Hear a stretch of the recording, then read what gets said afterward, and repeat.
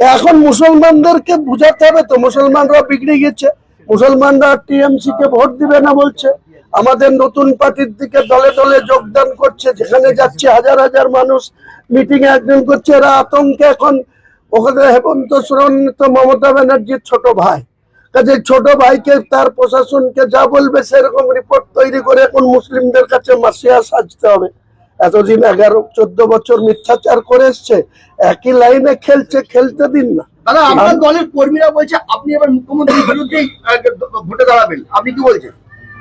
মুখ্যমন্ত্রীর বিরুদ্ধে আমি বলেছি ওনাকে, ওনার ভাইপো গিয়ে আমাকে গদ্দার বলেছে। উনিও 4 ডিসেম্বর যেদিন আমাকে ববি হাকিম এবং মুর্শিদাবাদের আকরুজ্জামান প্রতিমন্ত্রী বিদ্যুৎ দপ্তরের আর নিয়ামত হাজি দলের সাংগঠনিক চেয়ারম্যান হরিয়ারপাড়ার বিধায়ক, তাদের সামনে নিয়ে যখন আমাকে 11টার দিকে প্রেস বাইট দিয়ে সাসপেন্ড করেছে, তার 1 ঘন্টা পরে মুখ্যমন্ত্রী বহরমপুর স্টেডিয়ামে আমাকে পোকামাকড় গদ্দার অনেক কিছু আখ্যা দিয়েছিল। আবার 17ই জানুয়ারি তিনি ওখানে যে তিনার ভাইপো আমাকে গদ্দার বলেছে। আমি তাই বলেছি যে আমি গদ্দার না, তোমরা কংগ্রেসের সঙ্গে গদ্দারি করেছো, বিজেপির সাথে তোমাদের কি সম্পর্ক?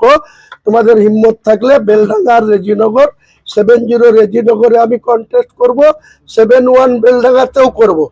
পিসি ভাইপো, তোমরা শুভেন্দুর কাছে 1956 ভোটে হেরেছ নন্দীগ্রামে। আপনাদের যদি ক্ষমতা থাকে, সাংগঠনিক শক্তি থাকে, এত যদি হিম্মত থাকে, তাহলে পিসি দাঁড়াক 70 রেজিনগরে আর ভাইপো দাঁড়াক 71 বেলডাঙ্গায়। দুজনকে যদি 30,000 করে ভোটে না হারাতে পারে, তাহলে পলিটিক্স থেকে সরে। এখন মুসলমানদেরকে বুঝাতে হবে তো, মুসলমানরা বিগড়ে গেছে, মুসলমানরা টিএমসি কে ভোট দিবে না বলছে, আমাদের নতুন পার্টির দিকে দলে দলে যোগদান করছে, যেখানে যাচ্ছে হাজার হাজার মানুষ মিটিং এ অ্যাটেন্ড করছে। এরা আতঙ্কে এখন ওখানে হেমন্ত সোরেন তো মমতা ব্যানার্জির ছোট ভাই, কাজে ছোট ভাইকে তার প্রশাসনকে যা বলবে সেরকম রিপোর্ট তৈরি করে এখন মুসলিমদের কাছে মাসিয়া সাজতে হবে। এতদিন 11-14 বছর মিথ্যাচার করে এসছে, একই লাইনে খেলছে, খেলতে দিন না। দাদা, আপনার দলের কর্মীরা বলছে আপনি এবার মুখ্যমন্ত্রীর বিরুদ্ধেই ভোটে দাঁড়াবেন, আপনি কি বলছেন?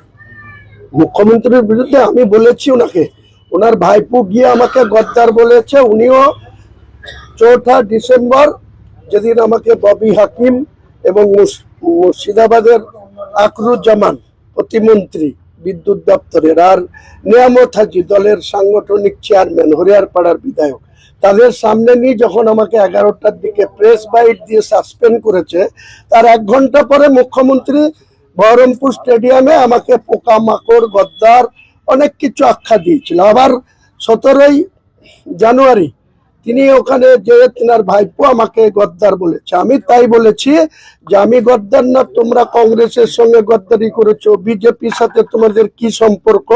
তোমাদের হিম্মত থাকলে বেলডাঙ্গার রেজিনগর 70 রেজিনগরে আমি কন্টেস্ট করব, 71 বেলডাঙ্গাতেও করব। পিসি ভাইপো, তোমরা শুভেন্দুর কাছে 1956 ভোটে হেরেছ নন্দীগ্রামে। আপনাদের যদি ক্ষমতা থাকে, সাংগঠনিক শক্তি থাকে, এত যদি হিম্মত থাকে, তাহলে পিসি দাঁড়াক 70 রেজিনগরে আর ভাইপো দাঁড়াক 71 বেলডাঙ্গায়। দুজনকে যদি 30,000 করে ভোটে না হারাতে পারে, তাহলে পলিটিক্স থেকে